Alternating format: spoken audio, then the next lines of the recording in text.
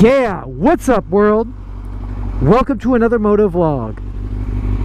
We're on the R6 today, and it's a beautiful day to ride, man. A beautiful evening. It's the end of summer. It feels great. And we're gonna talk about some cool stuff today. I just need to get some gas because my tank is empty.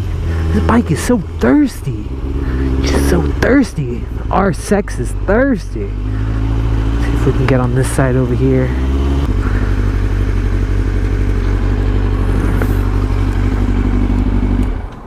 Let's go inside and get some gas. Yeah, I put my gloves up here. There we go. Yeah. Don't want to forget the key. And I saw a video on YouTube. A guy left his key in his bike, went into Walmart, comes out, the bike's gone. What a burn. Yeah, it's a hard one. We're gonna put 10 doll hairs. Look at that. That's Hamilton. 10 doll hairs. Yeah, 10 doll hairs. Yeah. 10 doll hairs.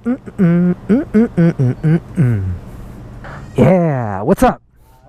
10 doll hairs on number 4. Thank you. Oops, sorry. Yamaha makes some sexy bikes. So sexy. So fancy. So fancy.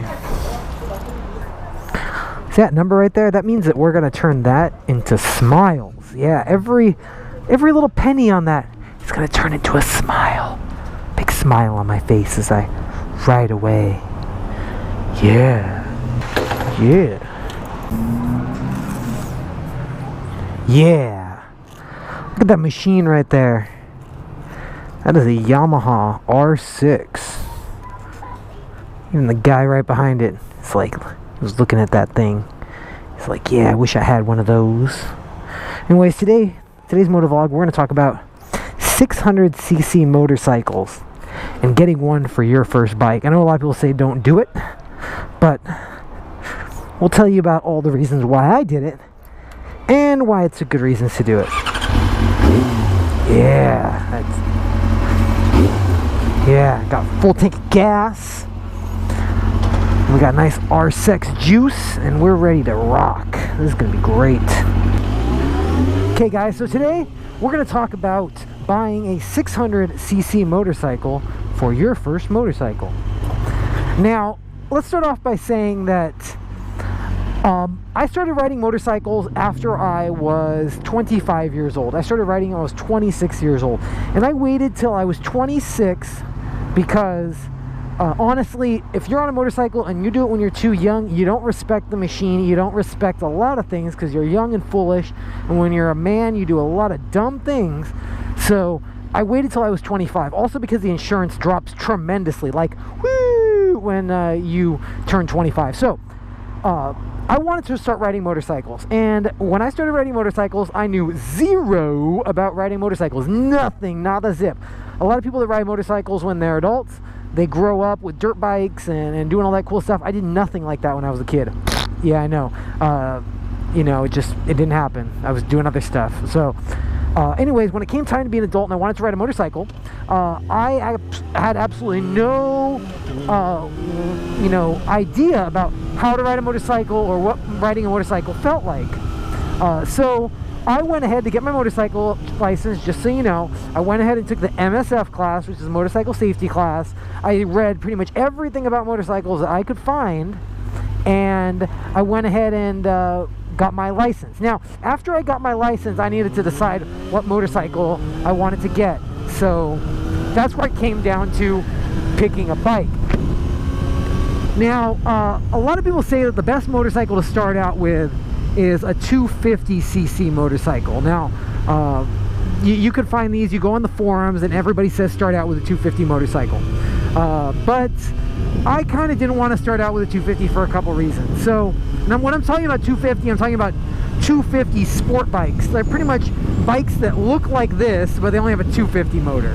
They're usually like parallel twins. So, now I'm not talking about cool 250s like dirt bikes or dual sports or supermotos, which are even sicker. I'm talking about sport bikes and traditional motorcycles. So you know, I read everything and everybody said get a 250, but I didn't really want to get a 250 because when I took the MSF class, I actually rode a 250 in the class, and personally I mean, it was great to learn on and everything, but I just feel like it just wasn't for me. And now if you're just getting into motorcycling and honestly you're not a good driver or anything, I'd recommend to start out on a 250. But personally, I was already 26 years old.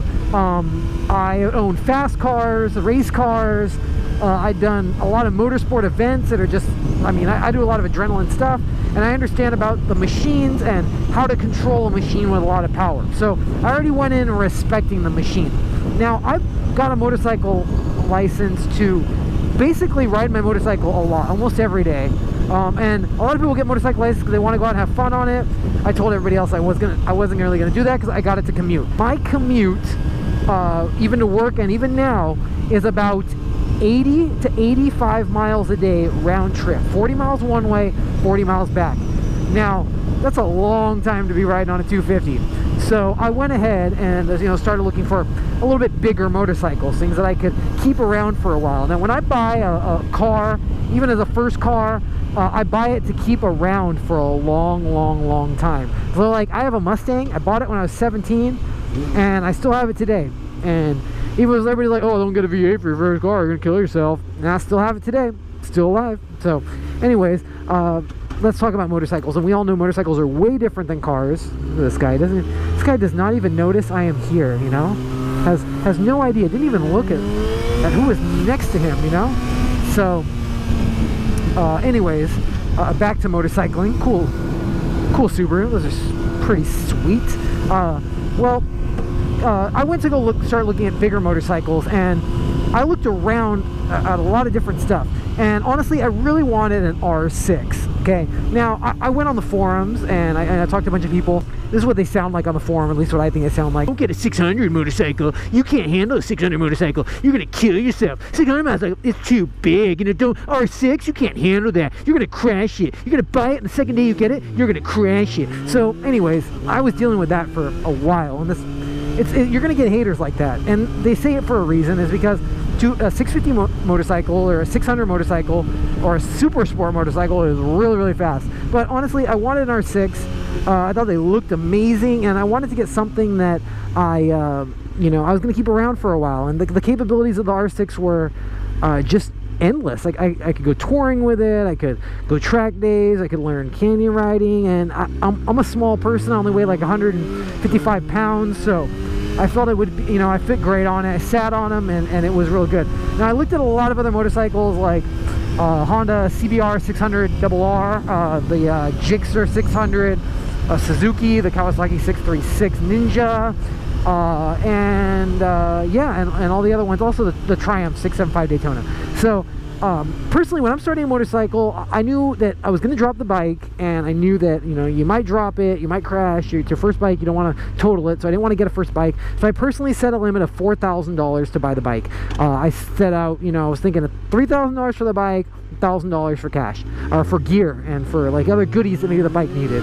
So yeah, let's rip this for a second. Yeah, cool. So anyways, I looked at all the other bikes. I still really wanted the R6. Now, I knew that because I might drop the bike, I wanted to get something I, you know, wasn't, you know, I didn't really care that much about, or I wouldn't cry because I wasn't dropping a Ducati Panigale or something. So I went with the R6. Now the R6, I looked on Craigslist, and if a 600RR came up, I would have bought it. If Kawasaki came up, probably would have bought it. But honestly, I had $3,000, and that was really what I had. So what did I end up with? I ended up with this beautiful sex machine, this Yamaha R6. Now I really like this bike, but you know, there are some things you gotta know about buying the 600 as your first bike. So these bikes are really powerful. I mean, they're faster than, you know, most sports cars on the road. 600cc. This is an 04 R6. It's about like 110 horsepower, you know, at the crank, so it's like 100 horsepower at the wheel, and about like 40 foot-pounds of torque, or around there.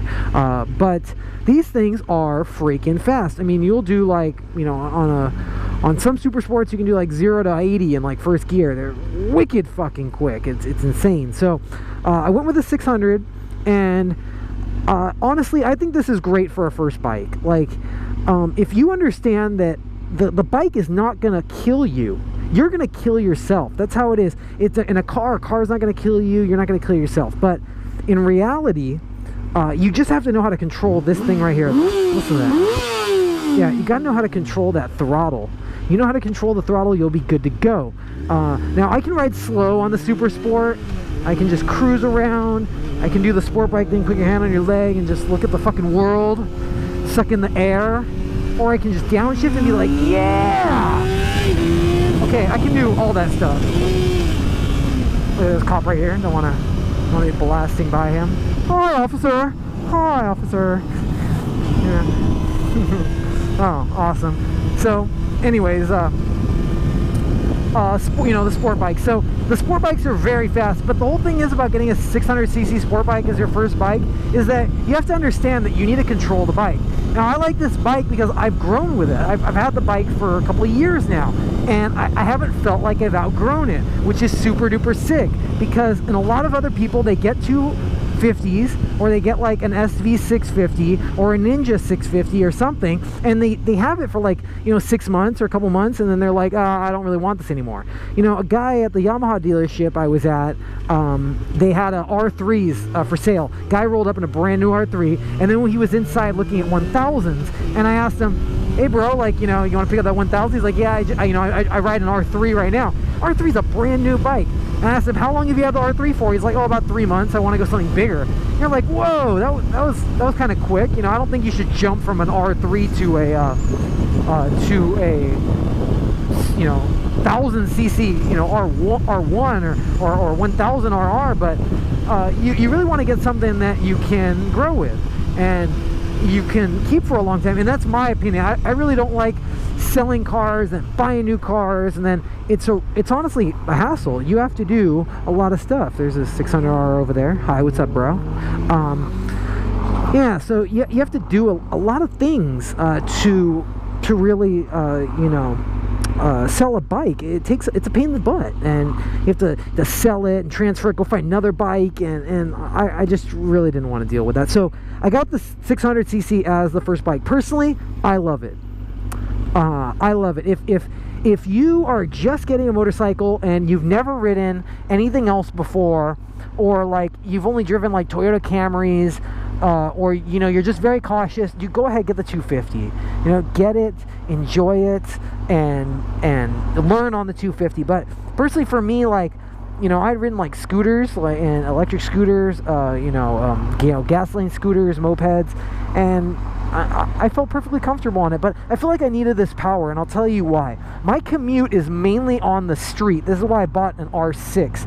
An R6 is called, most people call them a street bike, because they are for the street. People say, oh, that's a track bike. No, this isn't a track bike. This bike's set up for the road. It doesn't even have inverted forks. I mean, it'll kick your butt on the track, but I mean, there are other bikes that are for the track, to be quite honest. So I personally think that that you could, you know, you could be cool with getting something else for the track, but this thing's designed for the road. And you know, on the freeway, a 250 motorcycle, it struggles. I know it sounds really weird, but it actually really does struggle. And I actually bought a 250 motorcycle recently. I bought a Supermoto. It's a WR250X, and that's a 250. But like, it I mean, not struggles, but it's a bike that cannot go with the speed of LA traffic. Now, I know a lot of other people are watching this from a lot of places around the world, but LA traffic moves fast. People out here drive Teslas, Porsches, crazy fast AMG Mercedes and BMWs. So I need something that can move with that type of vehicle on a daily basis, and a 250 just doesn't cut it. I felt like I was kind of, you know, limited to where I could go or what I could do, and I also felt that if I got in trouble, I couldn't use the power to get out of it. And you know, in reality, like when you're in trouble in a car or a motorcycle, I feel like it's better to power out of the situation than panic and press the brake.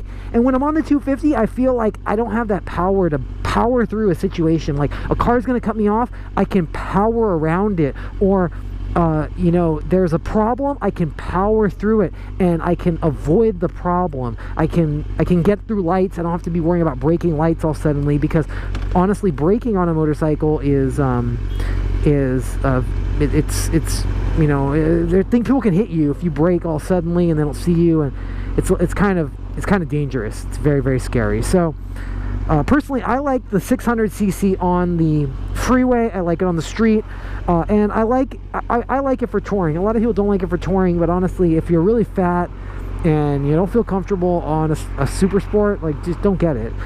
There's so many other motorcycles out there. And one of the other reasons that I also got the R6 was because I wanted you know, something that was plentiful. Like, you know, in other parts of the country, a Harley Davidson's plentiful. Oh man, this light, shit, this light doesn't recognize my bike ever. And I need to like jump through it some way, so I'm just gonna have to, I mean, I can't, I waited a cycle and it didn't go, so gotta go through it. So yeah, let's see what this light does, and then we'll see what's up. Okay, so like I was saying, you know, the 600cc sport bike really does everything for me, pretty much everything. And I like that it can, you know, go different places. I like that it can do different things, and I just think it's a great first bike. If you understand, you know, how to ride a motorcycle, and you understand the control of it, and the motorcycling is dangerous. It's not something that should be taken lightly. Then you could easily do it. Go for it. Get a 600cc motorcycle. But don't let other people tell you what to ride. Don't let other people tell you, oh, you can't get that. You need to get something else. Something that's, you know, safer. Or you'll kill yourself. You know, get whatever you want to get. That's the main thing. If you want an R6, get an R6. If you want a fucking 899 Panigale, get it. You know, get whatever you want to get that makes you happy in riding, you know. So I hope this video, you know, gives you some insight about, you know, what it was like selecting, you know, my first bike. And yeah, you could do it with a 600. This dog, you could do it with a 600cc motorcycle. That's no problem. Any motorcycle's golden, to be honest. Well, guys, if you guys like this video, give it a thumbs up. Just go ahead and click it. Click the fuck out of that thumbs up. And you know, click that subscribe button. I'm trying to put out a lot of other videos as well, to, you know, show you guys, you know, the coolness of motorcycling. Okay, guys, hope you guys have a great day. Keep riding safe, and we'll see you next time. Later.